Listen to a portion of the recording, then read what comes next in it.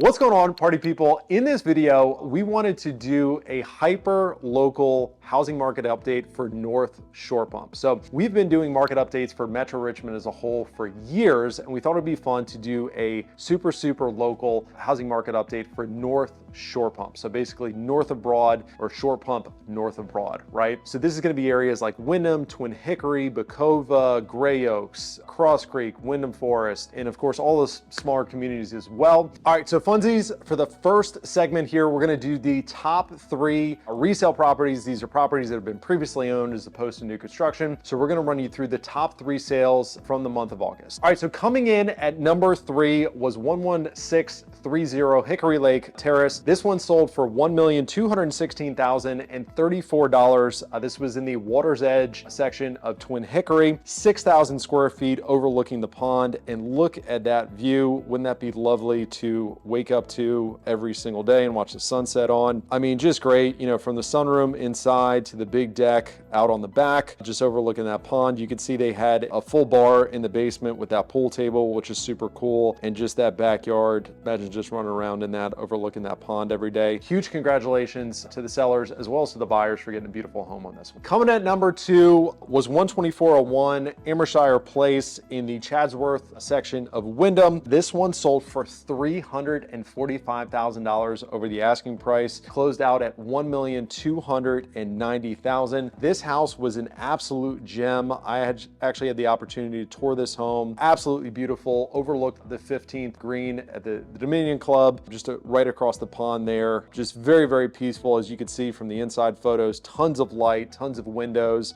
They had an addition on the back, and you could see just the trim work and the millwork was phenomenal in this property. That right there is the balcony from the primary bedroom on the 2nd floor. Just a ton of outdoor space overlooking that view. You could see the little bench they had as well as the hammock. Just an absolute gem of the property. Once again, congratulations to the sellers, but bigger congratulations to the buyers. If you need somebody to come over and have bourbon with you overlooking the 15th green, give me a call. All right, at number 1 was 11267 Porsche Drive in the Wellwood subdivision, which is a smaller subdivision off of Kane Road. This property closed at $1,375,000. This one, interesting enough, was $120,000 under the asking price. And you know, certainly don't want to throw it on the bus or be a hater or anything like that.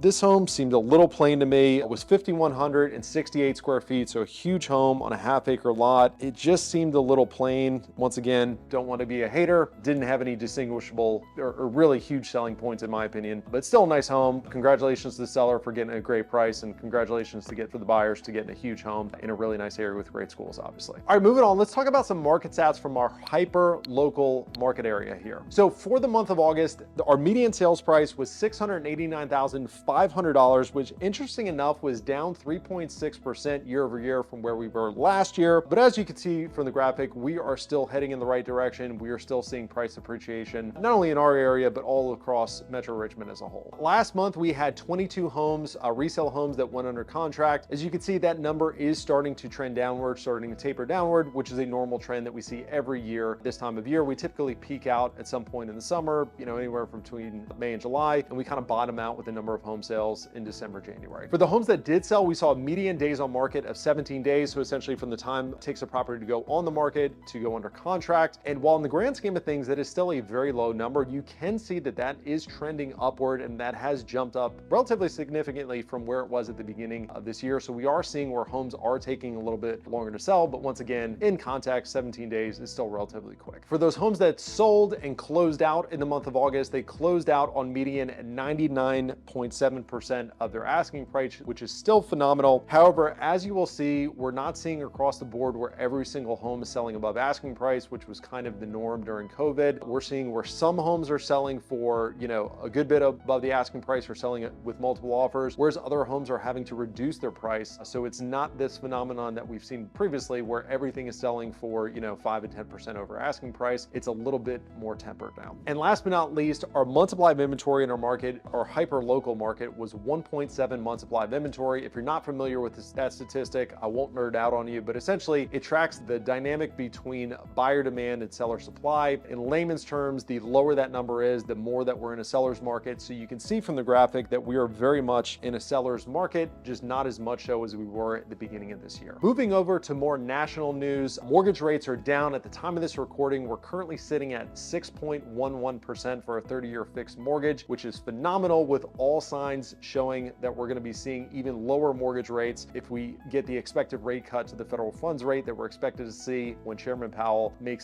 does his announcement, whatever they call it, on September the 18th. There's predictions that we're even going to be in the high fives by the end of this calendar year, with all experts predicting that mortgage rates are going to continue to come down. And while we're not seeing this in our Metro Richmond market as a whole, the United States housing market in general is seeing where homes are taking longer to sell. The median days on market in the United States is 53 days, but you'll notice from the graphics that I've already shown you that homes in our area and homes in Metro Richmond in general are selling much quicker. Metro Richmond right now is at a median days on market of about 7 days. And last but not least, as you've probably heard, we have an election coming up in the month of November. You might be wondering, how does that affect the real estate market? What we know is historically in non-election years, we see the amount of homes selling drop about 10% going from the month of October to the month of November. In election years, we see that number drop to 15, or increase rather, to 15%. So we see 15% less homes sell in the month of November that sold in the month of October. So what we expect is just to see a greater drop in the number of homes that are selling coming this November. So what does this all mean to you? I'll give you 3 tips that we are giving right now to our sellers and to our buyers. For our sellers, number 1, turn off the news. Not only is this going to do wonders for your mental health, but what you are seeing on the news on a national housing market is much different than what we're seeing not only in Metro Richmond, but also in our hyper local market of